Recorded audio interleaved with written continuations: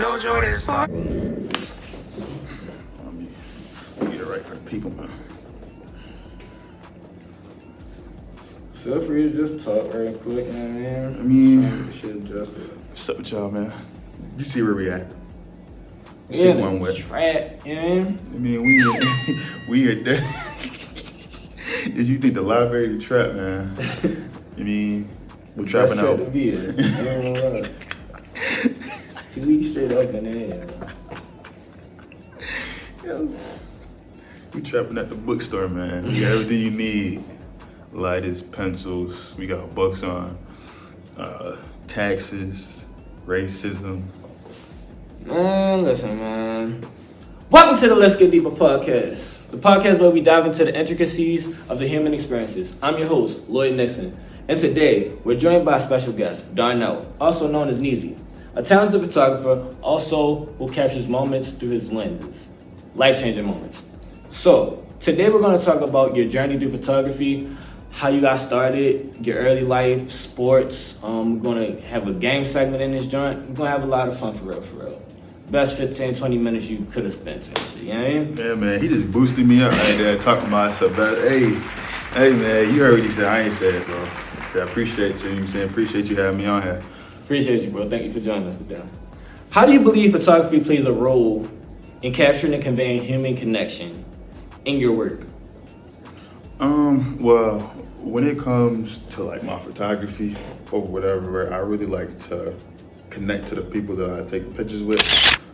So really, I try to really like understand the person that I'm taking pictures of, or who, you know what I'm saying, like the mass majority of who I'm taking pictures of. I try to really understand like who they are as an individual, because not every picture gonna be the same. So I really like to like dive deep and like get them comfortable. You know what I'm saying, like get them laughing, get them. You know what I'm saying. I like, we like to ask them like, oh, like what do you think about this picture, or what you think about this? Like to bring the energy side. Yeah, you know what I'm saying. So, like I like to make them feel like involved in what I'm doing. Right. So how do you create that involvement within your art so that you're not just editing the pictures that somebody probably wouldn't like, but you're asking them, is this the picture that you like, type of thing? I mean, that's a tough question. I mean, I really like to, I try to, with every shoot, with every creative project, with with whatever I'm doing, I really like to like think to myself, like, how can I like be different? How can I like tell like a different story of the same book? You know what I'm saying? Because you know what I'm saying, like we got a lot of different photographers on campus, so it's like everybody can take the same picture, but not everybody gonna have the same like message or theme behind it. So really, I like to like I said, I really like to like get connected with the person that I'm taking photography with. So then it's like they feel more comfortable and they feel more involved, because like when it comes to pictures, people don't really like having their pictures taken. People are really like shy, especially when they're in front of a camera. So I really like to make them feel involved. So what's your favorite type of style to shoot in? My favorite style, I'd probably say I lean towards I really like lean towards like the editorial stuff, like like stuff that like you would see in like magazines and stuff like that. I really like them to like pose, and really I like to put on like different outfits. Like I like to have themes and stuff like that. But I'm really like a all over the place photographer. Is that a career interest of yours, to be published by a magazine? Yeah. It'd be pretty dope to be like a photographer for like Chrome Heart or like like GQ or some crazy publisher that's out there, which is the goal at some point. But yeah, that'd be pretty hard. What steps are you taking to achieve those goals? Well, for right now, I'm all over the place. I'm trying to just get connected with as many people as I can, and right now I'm really trying to embrace like the creative aspect of taking pictures. I really like to what I'm saying, I like to do more setup shoots where there's like a theme, and I like to get connected with like a lot of like fashion groups on campus, like Pump, or like some members of Diana. So I really like because they're really good at posing, dressing, and really capturing and getting those angles. Like you know what I'm saying. So I like to shout out them. You know what I'm saying. So with them, I really like to work hand in hand with that. Okay, so in terms of like the marketing side of it, right? So it's a lot that goes into this content creation thing. Right. So how do you market to then be able to have an organization like a Pump Legacy or Ziana or We Are One or anybody that's on this campus? How do you build that marketability for yourself? I just try to be real. You know what I'm saying? I try to have my personal character really convey over the actual photography, because I feel, like I told you yesterday, anybody can pick up a camera, you know what I'm saying? But it's more than just taking the picture. It's really feeling like the energy. Right. So really, in terms of marketing, like I try not to do promo here, promo there, or shout me out here, shout me out there, because that's like the eyes are gonna see you regardless. Mm-hmm. But I think more of like, if you try to take bits and pieces of your own character and you bring it into the photography space, whether it's how you set up the shoot, how you talk to like the people that you're working with, you know what I'm saying, how you tell them a pose and stuff like that, then, you know what I'm saying, when people go out and go talk to other people and groups about your work, they go, oh yeah, you know what I'm saying, like no, like he like a cool person, you know what I'm saying, he makes sure that everything clean, you know what I'm saying, he's real nice, he's real creative, he really like to bring you in, whatever. That's what really gets the eyes and attention more than like shares and numbers. Yeah, you're asking people to do it for you is a genuine connection. And like especially because the word of mouth is like really strong. Like people that you might not think are like your closest friends, like they gonna talk about your photography, mm-hmm. like bro, take photography. you know what I'm saying, like they might see you, but you know what I'm saying, like that's the guy who took my pictures or whatever, you know what I'm saying. Then it's like, you know what I'm saying, then now like they're thinking about, oh, okay, you know what I'm saying, now I'm gonna go hit them up, you know what I'm saying. Do you feel as though that's something that Do you feel as though that's something that's keeping us back as a culture? What you mean? The fact that we can't have that empathy for others that's like us. Like we see the brightness that one may have, but we won't push them like we'll push the next person. It's probably doing the exact opposite that's wrong, but in their eyes, that's what they see is right. Right. I mean, I think that's really based on like the individual, and because I think everybody's different. So I think, like I said, like the character. How do you deal with that? With what? Like like dealing with like say for instance, like back home you may not be like here, like everybody knows who you are, but back home they know who you are, but they just lacking to realize that the person that you are type shit. Because bro, the biggest place to blow up from is home. Like if you get home behind you, that's everything for real.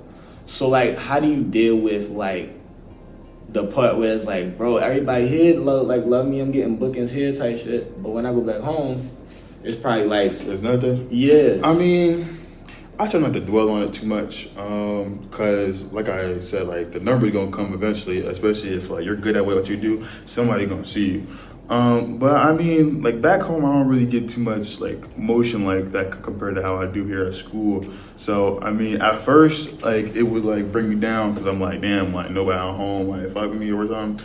But then you also gotta think like like as long as I keep working, you know what I'm saying, as long as I keep producing, you know what I'm saying, eventually, you know what I'm saying, the people home gonna see what I'm working with, the people at home gonna finally come around.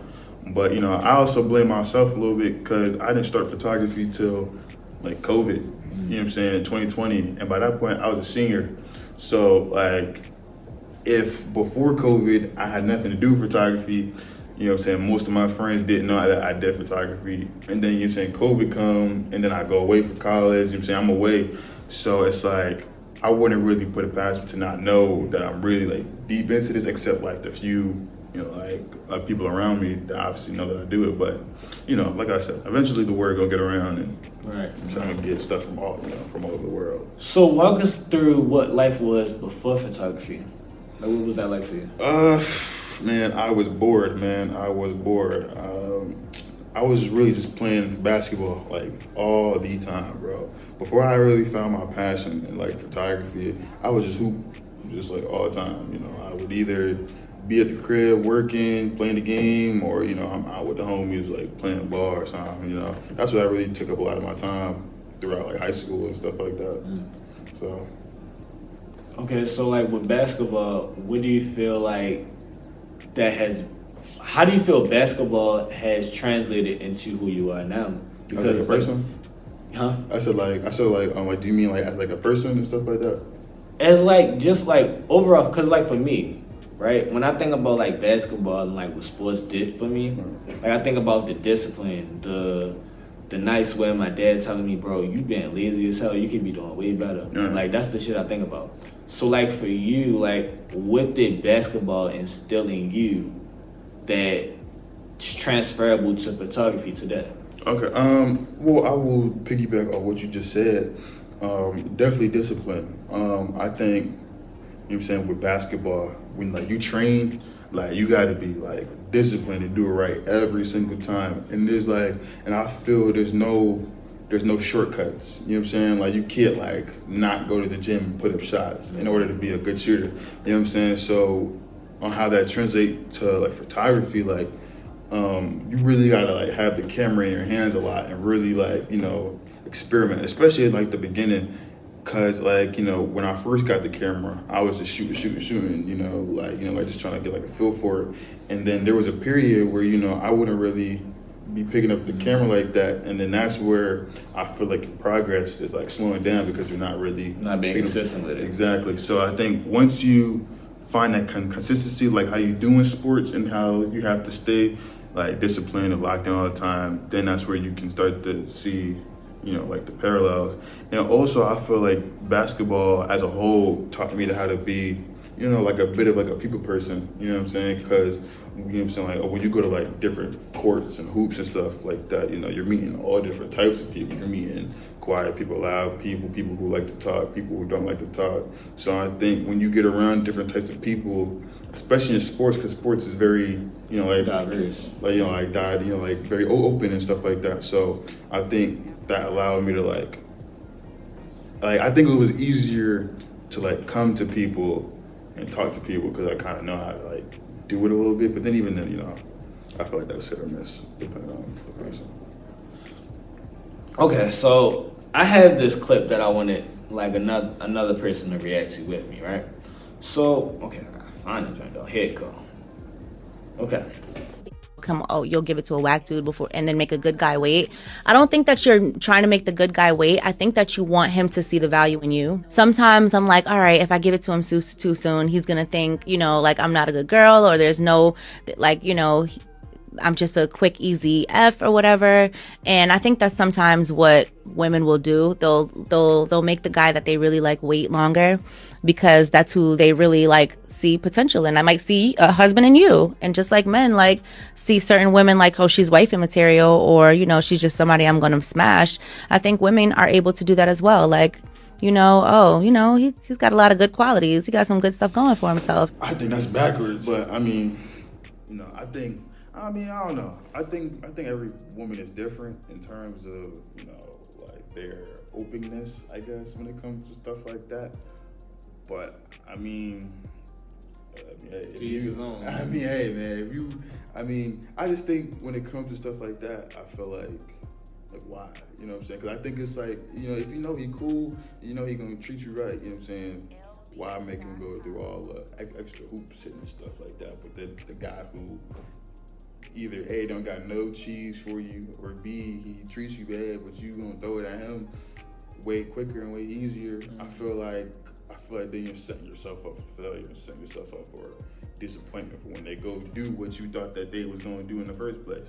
You know what I'm saying? So, I think it's different though with guys and how they treat it. Bro, I ain't gonna lie. When I first seen it, it kind of made me feel like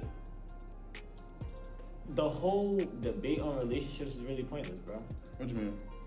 Like for a long time, my podcast was like centered on conversations involving Black people, the Afrocentricities of it. Right.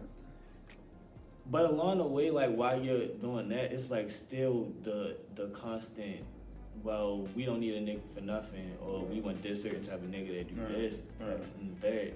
And it really makes it complicated when you're trying to deal with somebody, because now you're going into it like, well, at least for me, like I go into it like, damn, maybe I don't really want to fuck with her that much because like she probably won't even fuck with me that much. Right. Not knowing that she probably is real valid, but because the opinions on the internet is slam motherfuckers' opinions and now be like, yo, is it even worth settling in type shit? Yeah, I mean, I definitely understand what you mean in terms of like not being scared, but like more like hesitant to go out and pursue yourself with women, especially in this day and age where, you know, like having options is like a main thing or something, you know.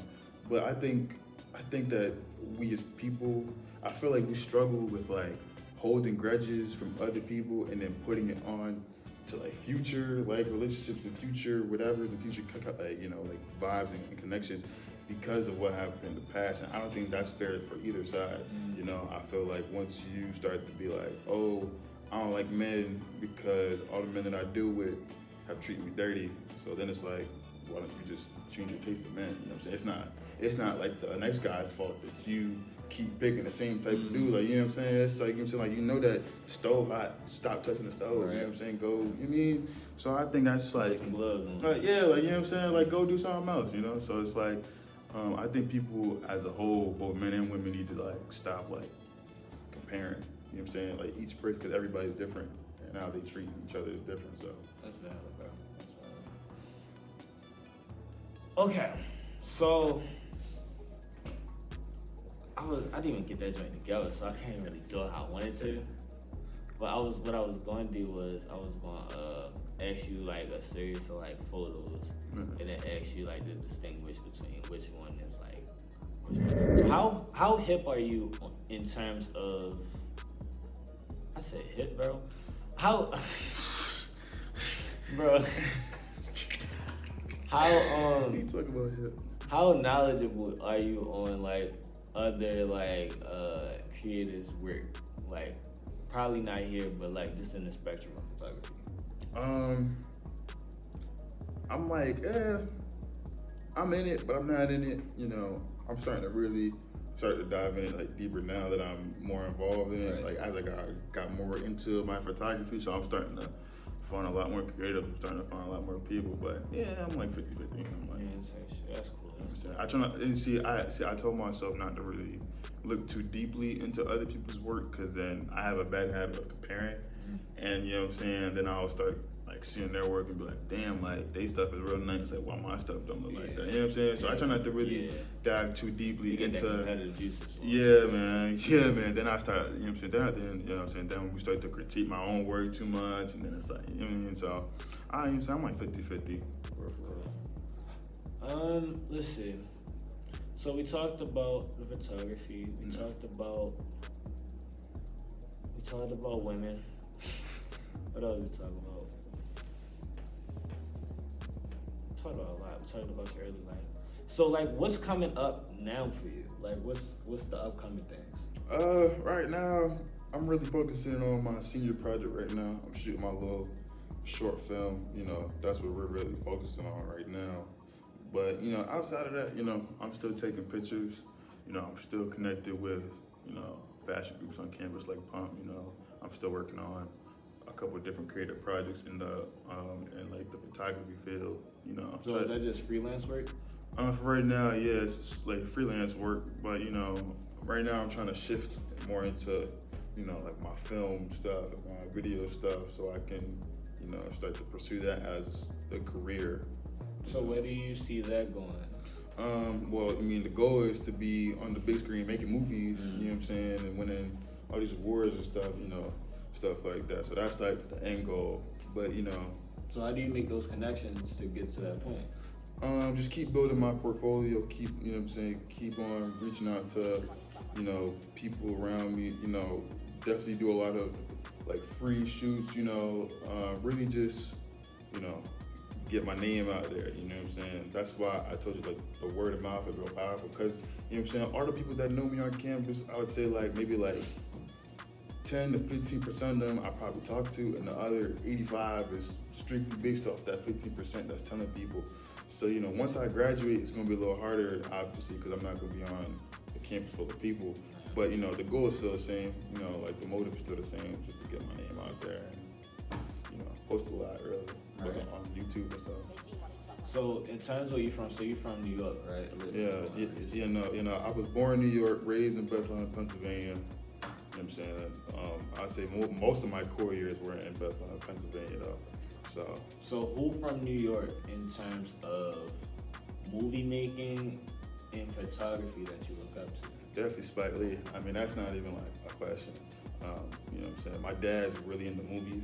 So, you know, a lot of Spike Lee's movies I've seen, you know what I'm saying, just watching with him. So, like Crooklyn and Do the Right Thing and, you know, like movies like that. So, you know, watching that stuff and watching how he like framed everything and the importance of you know, like the music that he chose and the actors that he had in like the videos and stuff. I always found that like super inspiring, especially now that I'm older and I'm actually like understanding how a lot of these things work, and I'm able to like read into like, you know, his processes and what he thinks and all the different, you know, bits and pieces of his movies. I find that like super inspiring and also super relatable because you know what I'm saying, the way he thinks about how he films his movies is like very similar to how I try to process my own things. So I think he's one of my biggest inspirations for real. So are you like a Knicks fan? No, sir, man. You bring the Knicks around me, man, I can't stand the Knicks. But you know what I'm saying, you know what I'm saying, like I said, my dad loved the Knicks. I don't like the Knicks personally. I think the Knicks are terrible.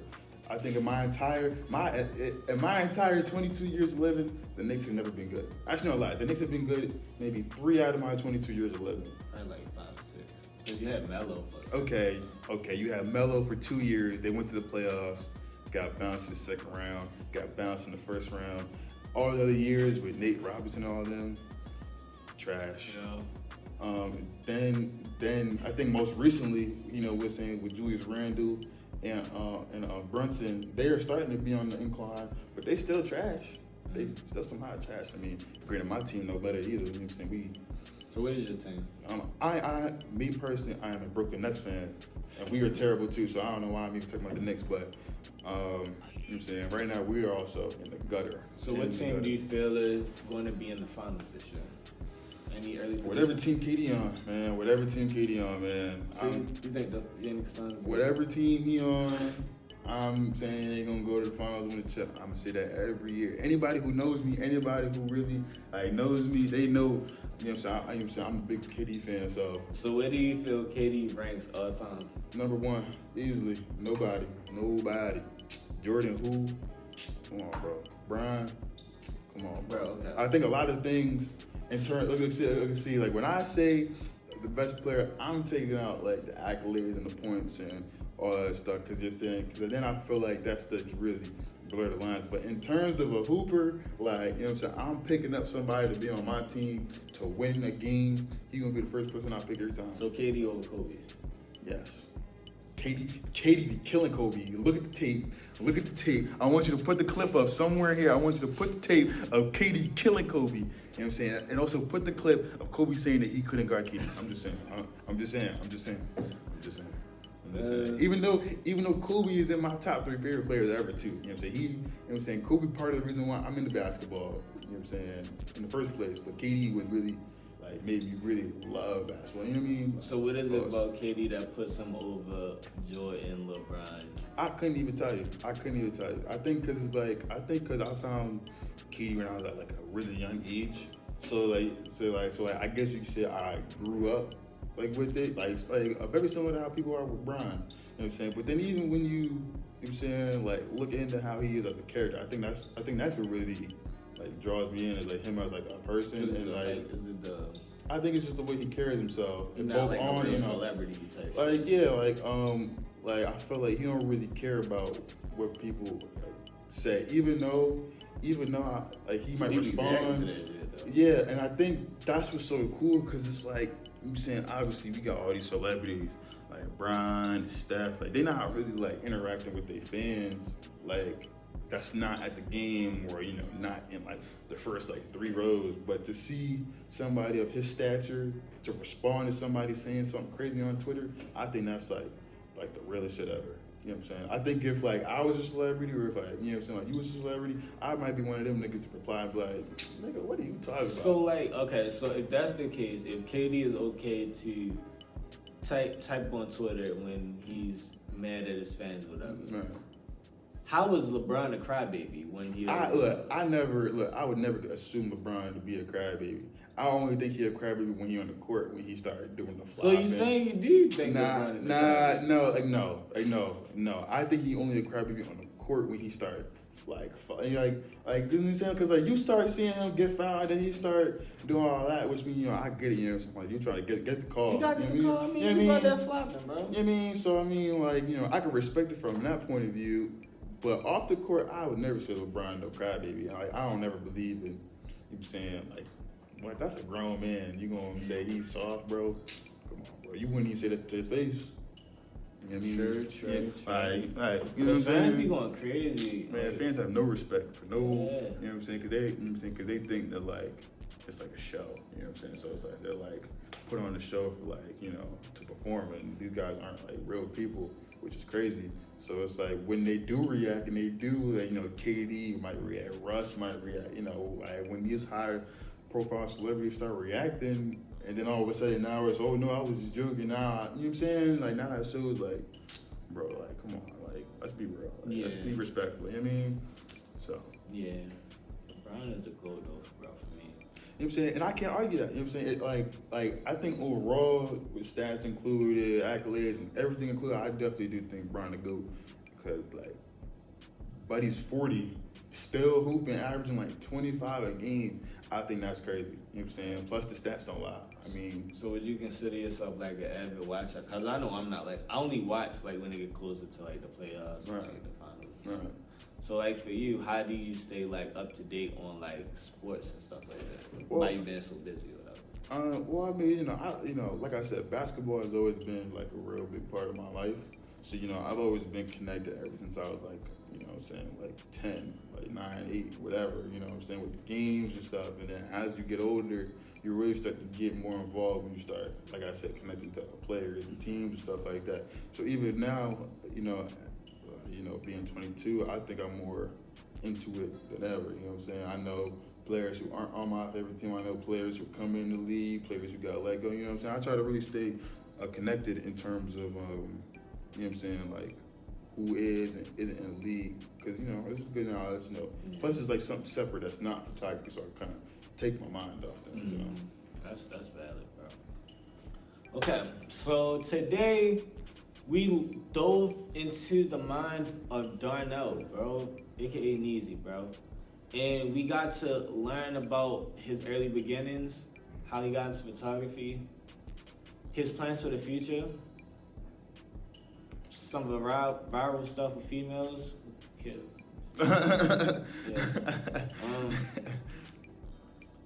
And Donna, I just want to know, like, is there anything else that you would like the audience to know about you that the people that know you may know, but those who don't?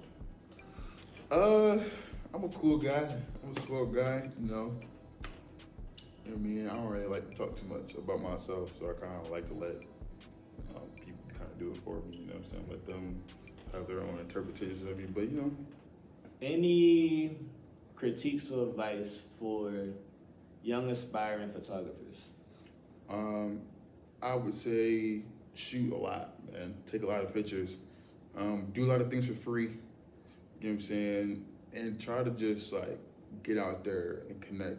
Because one thing that I learned when I'm gonna just use Lincoln as the example. When I first came to Lincoln, I wasn't really like a sociable person. So a lot of people didn't even know that I took pictures. So, you know what I'm saying, I wasn't viewed as popular or as, as known as what I am now. So I would definitely tell people, shoot a lot, you know what I'm saying, get out there, go, you know what I'm saying, go to like these events, you know what I'm saying, find, your friends and ask them to take their picture for free. Tell them to go put some clothes on, but can I go take your picture for like 30 minutes, you know what I'm saying? So I would say definitely go out there, and especially don't get too caught up in like the equipment.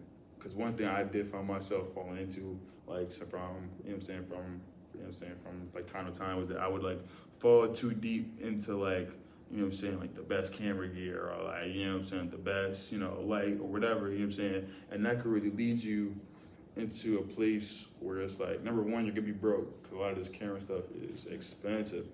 And number two, it really, the actual picture taking part really don't got nothing to do with like the expensiveness of the camera, or even like the quality of the camera. And obviously, what I'm saying, the more expensive cameras you get, obviously the better quality. But overall, any real digital camera will do the same thing. I would, what I'm saying, as long as you know what you're doing, what your eyes capturing. Yeah. Right, what I'm saying, and as long as you know how a camera works, and you know how all the functions and how everything plays together and how everything seems together, bro, you could have a $300 camera, $500 camera, and have it look like the same thing like another $1,000 camera shot, So I'd say don't get too caught up in the equipment and explore yourself. Just go, just go be out there. Just go try different stuff. Go take pictures of different things. Go find your own lane. Right. So, what are your social platforms? How can people find your portfolio work? You can find me on the gram, Neezy, NEEZYYYY. That's 4 Y's. _. You can also find my personal gram at SSJDell. Yeah, man. That's where you can find me at. This has been the Let's Get Deeper podcast, episode 7. Oh, damn, 7? Bro, yeah, the 7, Yeah. bro. The number 7. Yeah, that was crazy. 7 is a great number, so, I'm glad to be here. Thank you for having me on, bro. You know what I'm saying? It's all love, man. You know what I'm saying? He was here when we first got here, COVID. You know what I'm saying? When there was like 8 people on campus. Man. So, you know what I'm saying? It's good to, so like, you know what I'm saying? Like, it's cool to see, you know what I'm saying, other people who was really here on this campus, you know what I'm saying, like still here. You know what I'm saying? But, you know what I'm saying? We about to graduate in like 2 months, so, you know what I'm saying? It's mad cool to see that, I'm saying, appreciate you having me, bro. No problem, bro. This has been the Let's Get Deeper podcast, and we're out.